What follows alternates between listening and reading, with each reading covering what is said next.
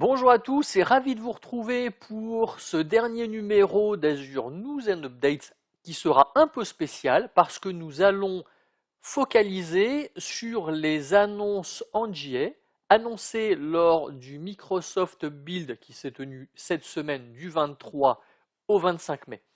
Juste pour information, une seconde vidéo sera dédiée aux annonces en preview. Voilà. Évidemment, comme d'habitude, un petit rappel, tout ce que nous allons aborder aujourd'hui est évidemment disponible sur les différents sites de Microsoft. Je n'invente rien. Alors, vous n'êtes pas sans savoir, comme je le disais, que c'est à peu près au cours du Microsoft Build que les annonces sont les plus nombreuses au cours de l'année. Sachez que vous pourrez dorénavant, avec Azure Machine Learning, utiliser par exemple les registres Azure ML pour partager des pipelines et des modèles ML entre les équipes et les espaces de travail, mais aussi configurer Azure ML Spark pour effectuer la préparation des données, ou encore créer et gérer vos planifications dans Azure ML Studio, ou bien encore auditer et observer la version du système d'exploitation de votre instance de calcul. Bon, évidemment, il y a plein d'autres annonces, donc n'hésitez pas à aller sur la documentation officielle d'Azure Machine Learning si vous voulez avoir l'ensemble des détails. Azure Stream Analytics garantit dorénavant l'absence de perte de données ou de doublons dans la sortie avec Event Hub lors de phases de redémarrage qui sont initiées par l'utilisateur depuis la dernière sortie, ce qui va empêcher ainsi la production de doublons ou la perte de données. Alors cela va considérablement simplifier le pipeline de streaming en évitant de surveiller, d'implémenter et de dépanner la logique de déduplication. Mais ce n'est pas tout, car cela fonctionne également avec Azure Data Lake Storage génération 2, et ça c'est plutôt une bonne nouvelle. L'équipe commerciale, cette fois-ci, propose un nouveau modèle de tarification qui offre des prix allant jusqu'à 85% de réduction sans modification de la gamme et ça rentrera en vigueur le 1er juillet 2023. Alors comment est-ce possible? Eh bien tout simplement grâce à l'allocation du nombre de streaming units ou SU. En fait une streaming unit c'est la ressource ou les ressources de calcul qui sont allouées pour exécuter les jobs Stream Analytics. Donc aujourd'hui, vous avez 6 streaming units qui correspondent à un nœud streaming et à la mise à l'échelle, on augmente, on incrémente en fait le nombre par 6. Alors qu'à partir de juillet, un streaming unit correspondra à un nœud et donc 2 streaming units correspondront à 2 nœuds et ainsi de suite, ce qui fera mécaniquement baisser le nombre de streaming uniques et donc le coût du service. Donc c'est une bonne idée pour simplifier votre infrastructure et surtout pour économiser de l'argent. Eh oui. Alors, on parlait de cette info en preview il y a quelques semaines de mémoire. Une intégration entrante et sortante entre Azure SQL et Azure Functions est proposée. Alors, elle est donc d'ores et déjà disponible pour les services Azure SQL Database, Azure SQL Managed Instance et SQL Server. Plusieurs langages sont d'ailleurs supportés comme .NET, Java, Python, Node.js et Azure Functions PowerShell. On continue toujours avec Azure Functions où l'équipe produit propose un nouveau modèle de programmation en version 2 pour les applications Python. L'idée en fait c'est de fournir une expérience utilisateur simplifiée pour les développeurs Python en proposant une structure de dossier simplifiée ou encore les déclencheurs et les liaisons qui seront représentés en tant que décorateurs, ce qui va de facto éliminer le besoin de fichier de configuration qui est function.json. Voilà. Donc, développeur Python, dites-nous ce que vous pensez de ces améliorations une fois que vous les aurez testées. Pour ceux qui se sentaient un peu limités, Microsoft propose une nouvelle série de VM pour le HPC, à savoir les VM HBv4. Alors, elle propose jusqu'à 176 corps, 1,4 Tera de mémoire, donc ça laisse un peu de marge pour pouvoir bosser tranquillement. On continue avec la partie conteneurisation. Le service Azure Container Service propose désormais 3 types de déclencheurs pour l'exécution de tâches en mode serverless. Vous avez les tâches à la demande qui sont lancées par l'utilisateur, les tâches planifiées qui sont déclenchées à une heure précise ou à un intervalle spécifié et ou régulier, et enfin les tâches événementielles qui sont elles déclenchées par des événements comme la réception d'un message dans une file d'attente. Voilà. Mais c'est pas tout, parce que Microsoft propose désormais, à l'image de ce que vous pouvez retrouver dans Azure Front Door, des certificats entièrement gérés et gratuits que vous pouvez associer à l'application hébergée dans votre conteneur, ce qui peut parfois être pratique. Et on continue avec une autre fonctionnalité qui vous permet de monter des secrets en tant que volume directement dans vos applications hébergées sur Azure Container Apps. Évidemment, si vous le souhaitez, vous pourrez toujours utiliser les variables d'environnement pour référencer vos secrets. Ce n'est évidemment pas une obligation d'utiliser les secrets en tant que volume. Vous connaissez les principes des VM confidentiels qui permettent d'exécuter des charges de travail sur des VM avec diverses protections. Eh bien, sachez que le même principe existe avec les conteneurs confidentiels et cela débarque sur Azure Container Instance. Et cela vous permettra d'exécuter des conteneurs dans un environnement d'exécution approuvé qu'on appelle TEE pour Trusted Execution Environment. Il y a des annonces également sur la partie AKS, avec l'équipe produit AKS qui annonce désormais la prise en charge de l'OS Azure Linux CBL Mariner, qui est en fait la distribution Linux maison de Microsoft. Donc CBL Mariner, elle est optimisée en fait pour AKS, et sachez qu'elle est déjà utilisée en production chez Microsoft sur différents services, comme sur le service Xbox, PlayFab, Minecraft, et par plus de 100 services sur Azure. Donc ça c'est sympa, moi personnellement je ne le savais pas. Il est enfin possible de déployer de l'AKS sur des VM de génération 2 avec l'OS Windows. Petite contrainte à noter, actuellement seul Windows Server 2022 est supporté. On continue avec la place de marché ou la marketplace, où vous pourrez déployer directement des solutions Kubernetes depuis cette fameuse marketplace en un clic.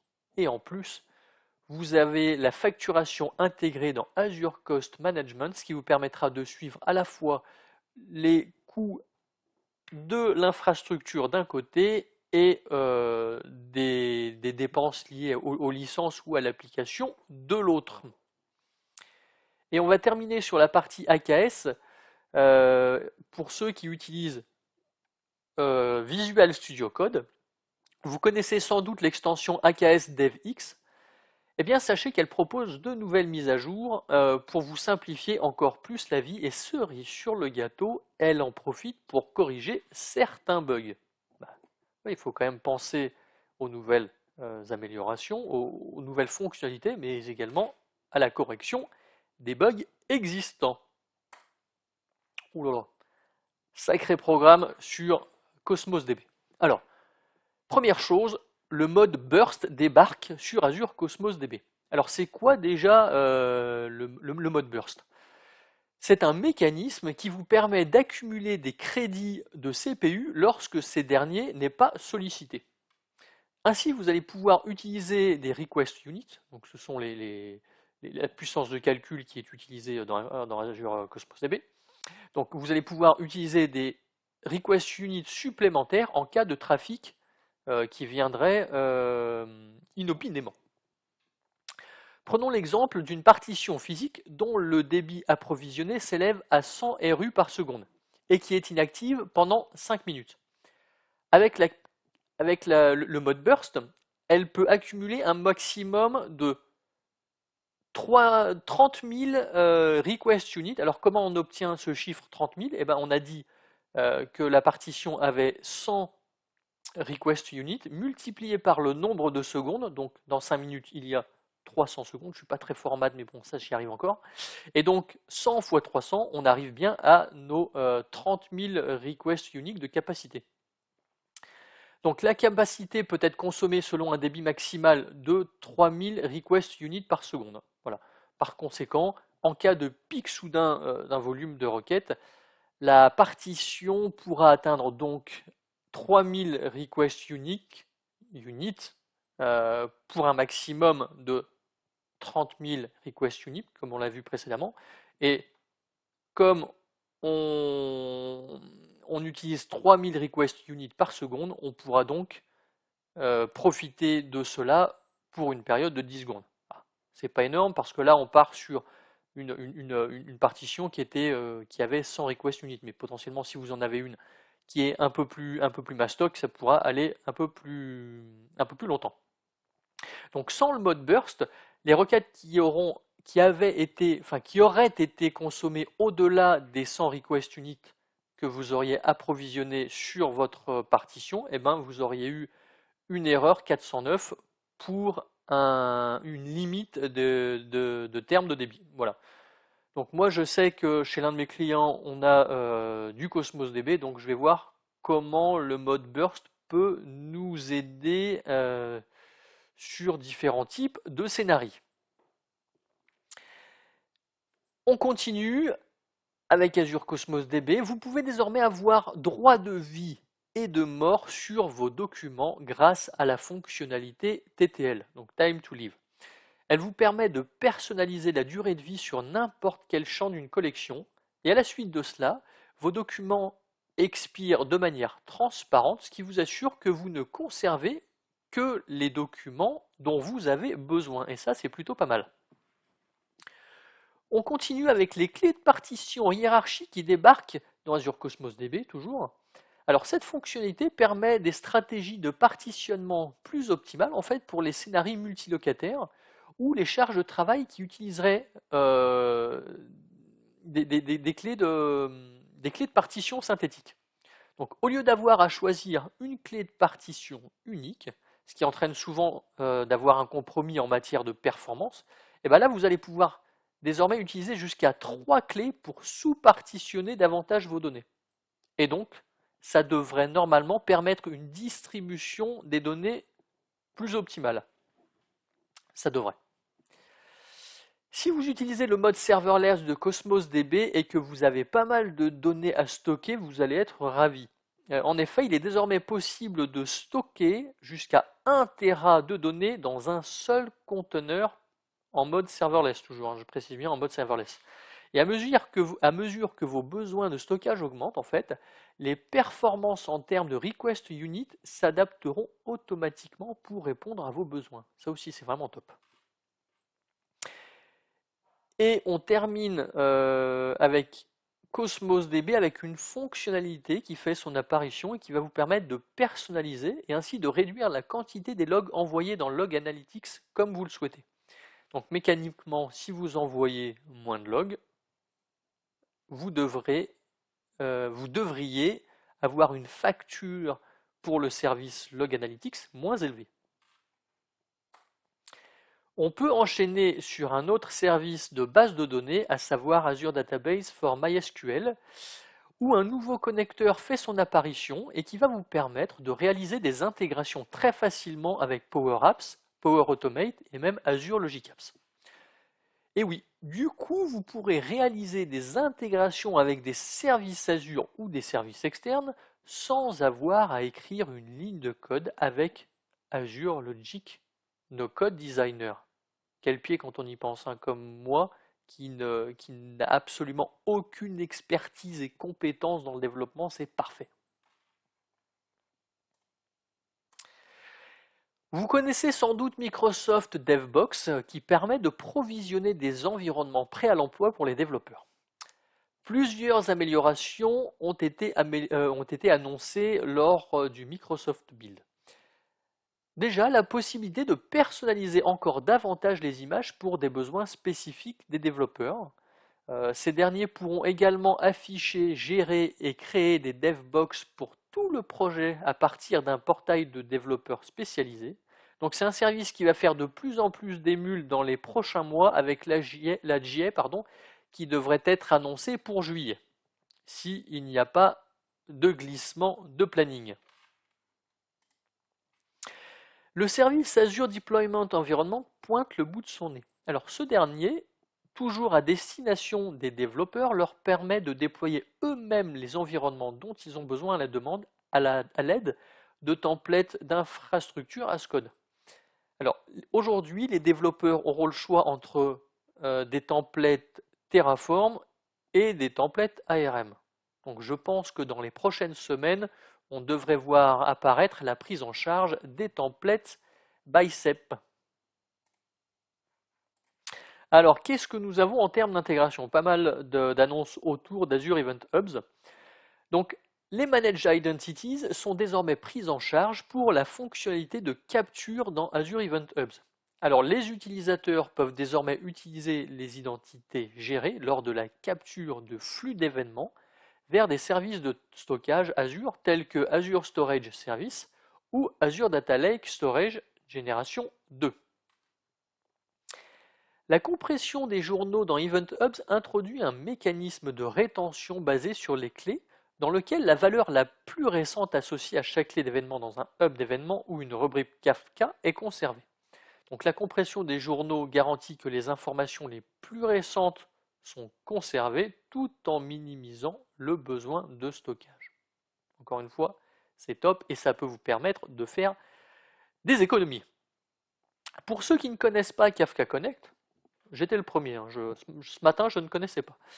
Sachez que Kafka Connect permet de faciliter le streaming depuis de nombreuses sources vers Kafka et depuis Kafka vers de nombreuses sources avec des centaines de connecteurs disponibles.